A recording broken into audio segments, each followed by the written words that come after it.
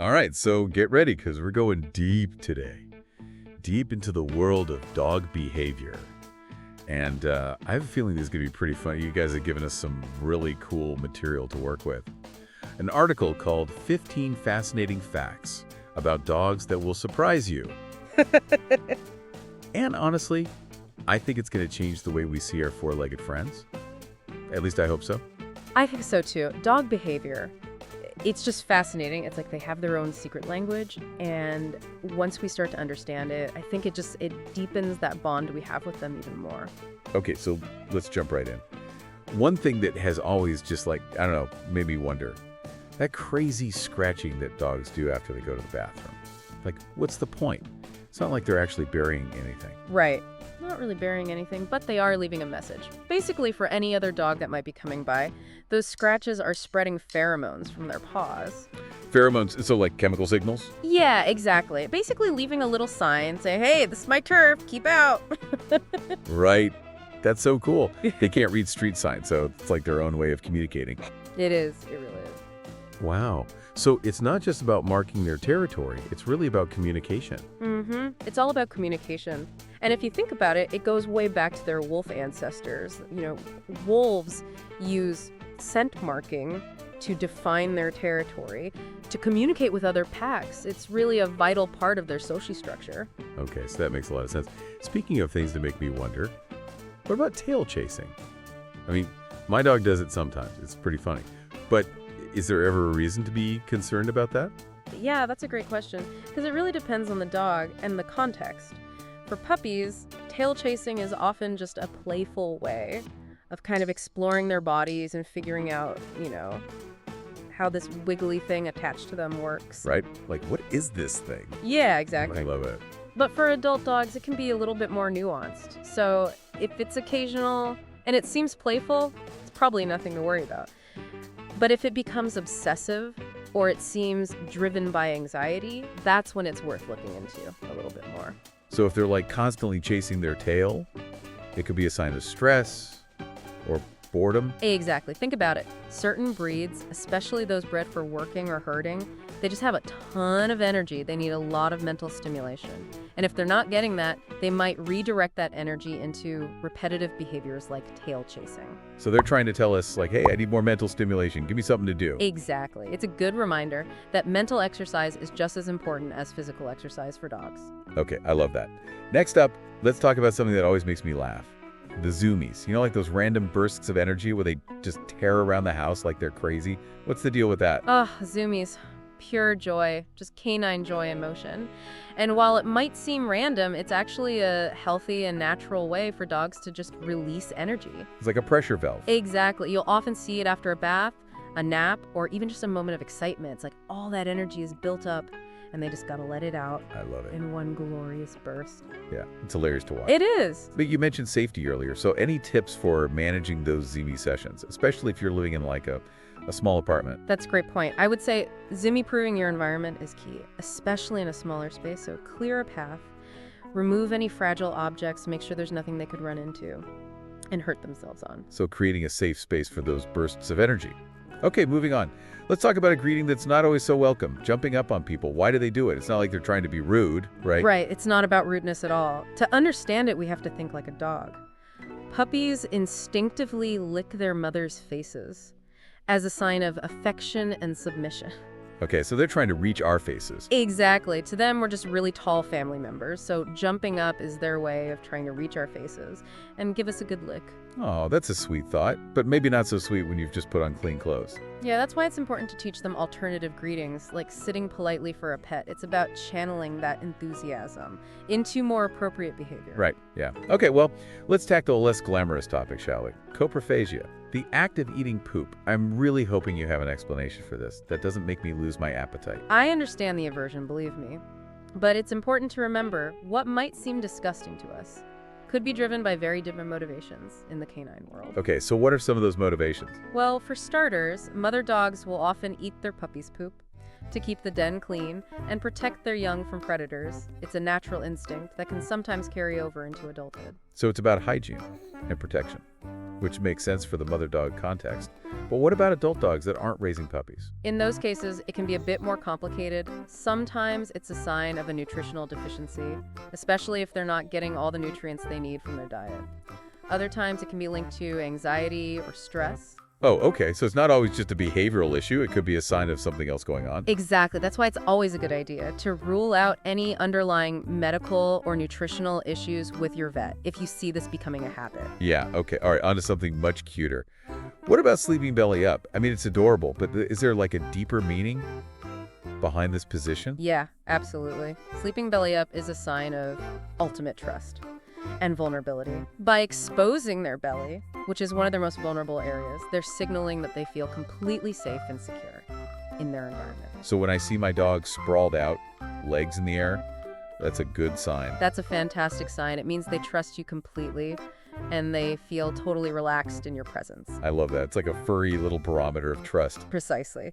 Speaking of feeling good, let's talk about sunbathing. We all know dogs love to soak up some rays, but is there more to it than just enjoying the warmth? Right, yeah.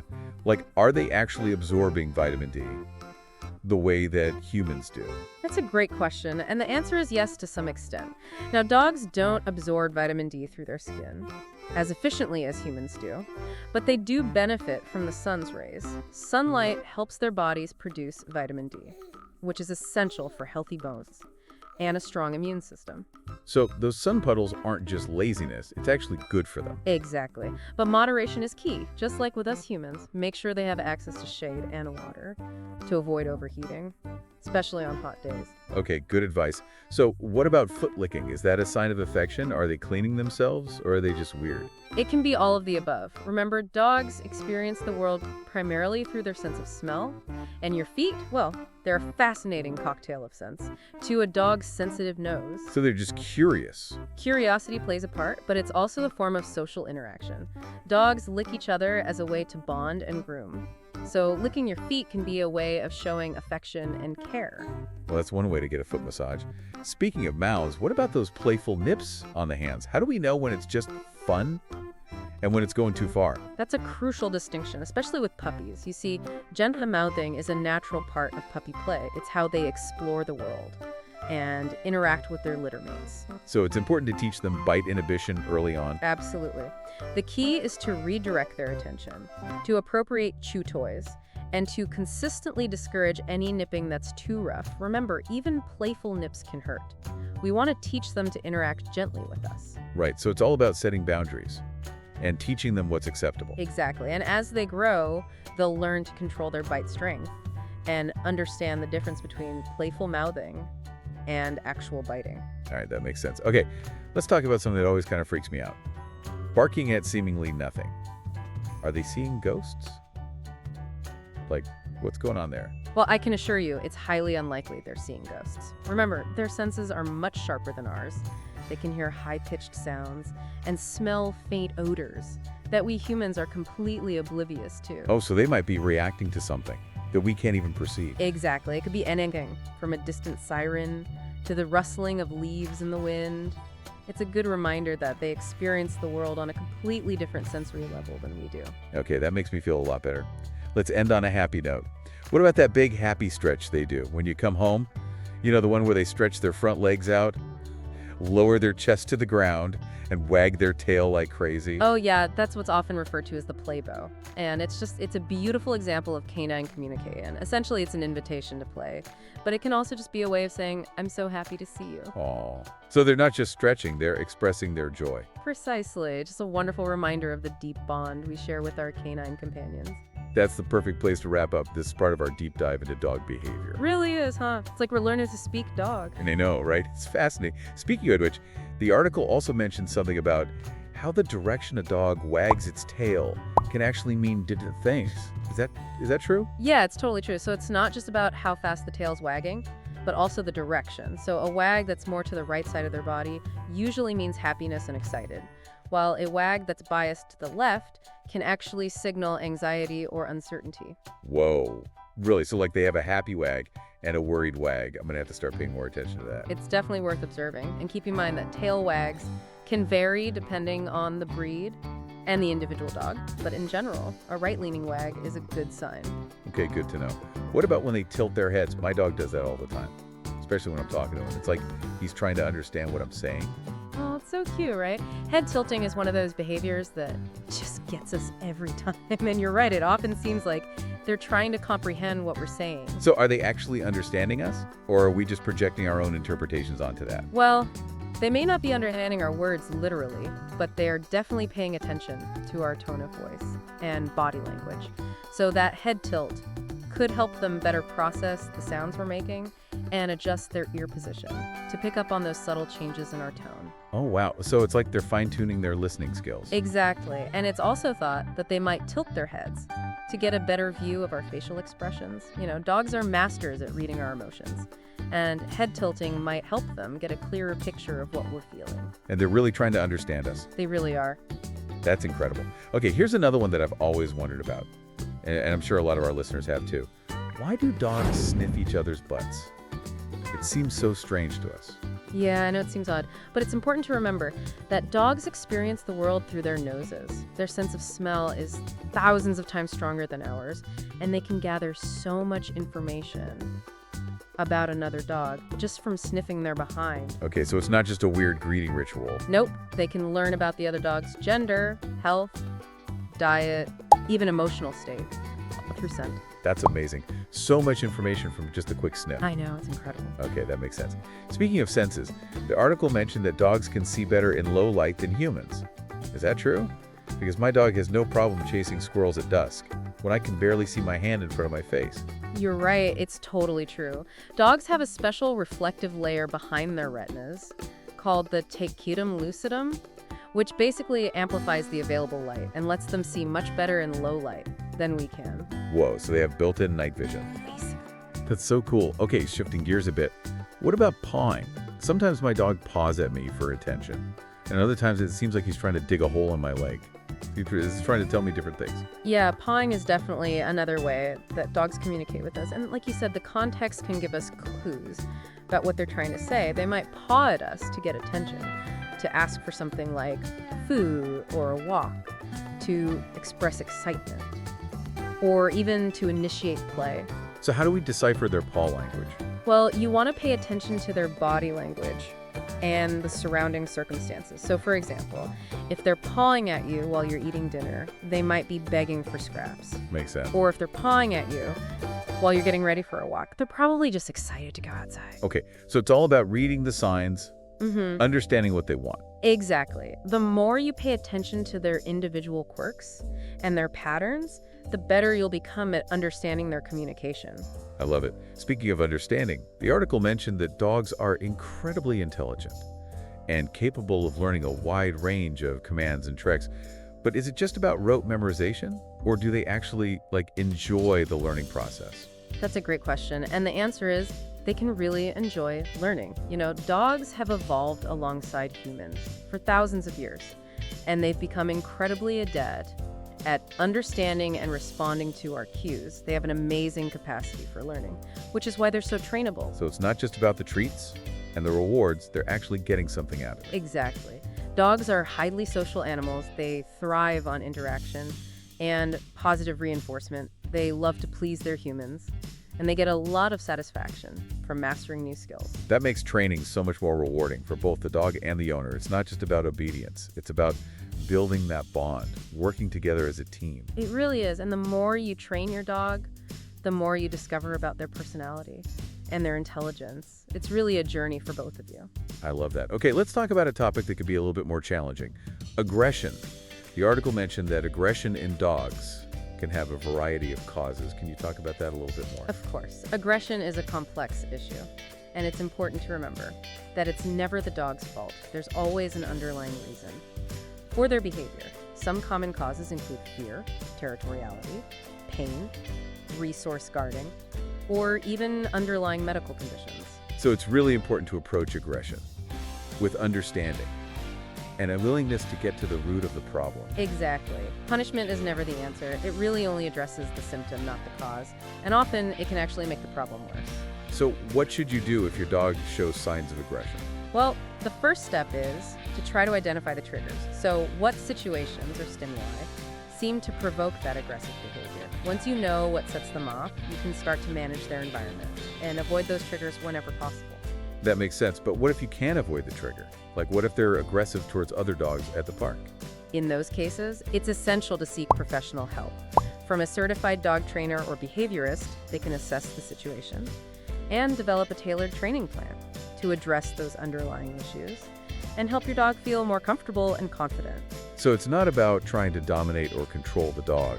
It's about working with them to understand and address their anxieties. Exactly. It's all about building trust and creating a safe and positive learning environment. I like that a lot. Okay, well, let's lighten things up a bit and talk about dog toys.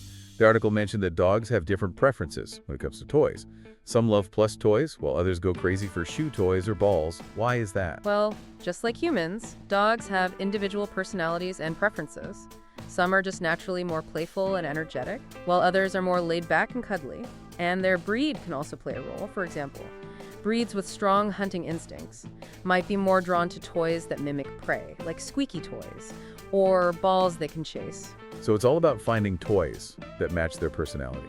Exactly, and don't be afraid to experiment. You might be surprised by what they end up loving. What about puzzle toys or interactive feeders? Those seem to be really popular these days. Are they actually beneficial? Oh, absolutely. Mental stimulation is just as important as physical exercise. Puzzle toys and interactive feeders are fantastic ways to keep them engaged and entertained, and they can really help prevent boredom and destructive behavior. It's like a workout for their brains. Exactly. And just like with physical exercise, you can adjust the difficulty level as they get better at solving the puzzles.